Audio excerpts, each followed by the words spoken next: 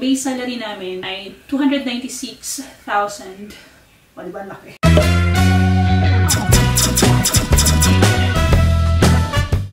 Hi mga guys! Hindi na yata ako marunong mag-sit down video kasi ang tagal kong hindi ginagawa to. Yung one-on-one, you know. Dahil nga ang dami nagme-message sa akin, tinatanong ko magkano yung sahod sa Hungary. So ako, yung i-share ko, yung, syempre, yung kung magkano yung sahod ko kasi hindi ko alam yun sa iba. Sila yung tanongin niyo.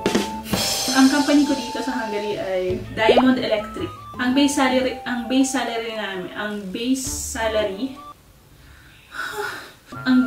namin ay 296,400. Hungarian forint yun, a month. So yearly, tumataas ngayon, nasa 300,000 na yung base salary. Ang pinakamataas na sahod na natanggap ko sa pananatili ko sa company na iyon ay 328,491.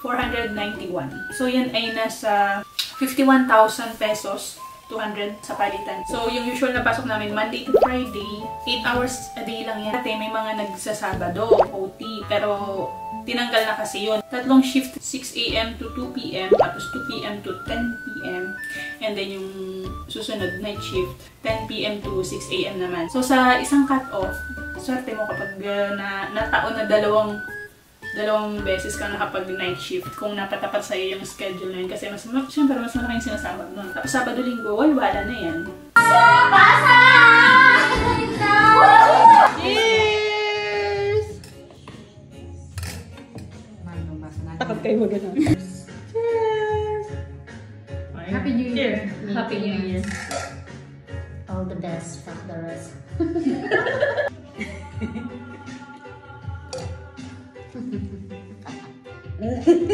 Parang ano kontrabida. Parang yung tawa mo, sige nga.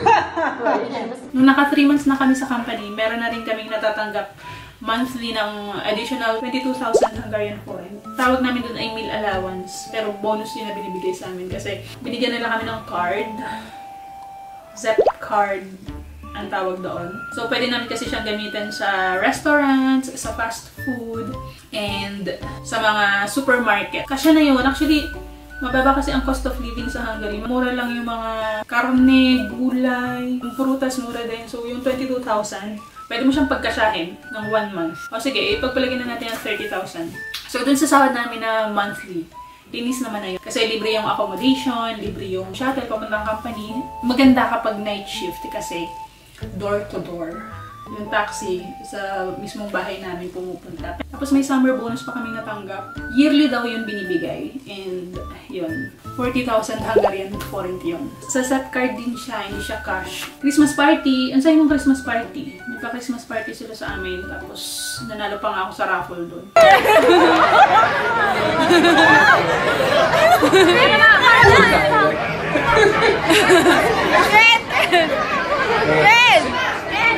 You're welcome. Is choose the next one, please. Thank you so much.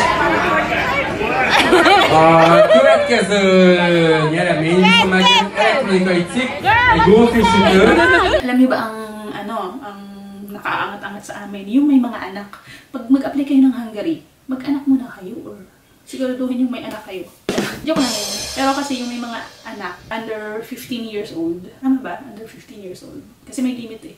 I-bash nyo na lang ako pag mali yung sabi kong under 15 years old. Advantage yung may mga anak na kasi nalalas yung tax nila na napakalaki. Biruin mo, for example, ang total na sahod ko dapat is 400, nilista ko na parang hindi ako.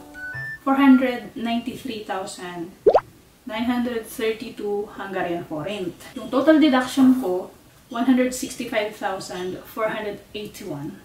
Hungarian forint. Magkano yung dinededuct sa akin? Biruin mo yung nakakalta sa amin, 25,000 pesos. 25,818.40 pesos. Yun yung total ng kaltas ng sahod namin sa isang buwan. So, ang sahod pala namin, nagre-range siya ng 45,000 to 50, 51, ganyan. Yung mga may anak, mas malaki yung sinasabi nila sa amin. Ano pa ba? Ano maisip? Hindi kasi ako nagsulat. Meron kaming paid leave. Limot ko na kung ilan. Dun sa 9 months na yon, nagkaroon ako ng 25 days na leave. Kaya, ang saya kapag paid leave, diba? Magto 2 years na sila this coming November. November kasi kami dumating doon. waiting sila kung i-renew pa sila ng company. Kasi nagtanggalan na din ng mga regular employee doon. Chismis ko na rin sa inyo yung chinismis sa akin ng friend ko. Nagtanggalan na ng mga regular employee and natira pa rin sila doon na, di ba bago pa lang din naman. Naka 1 year na sila.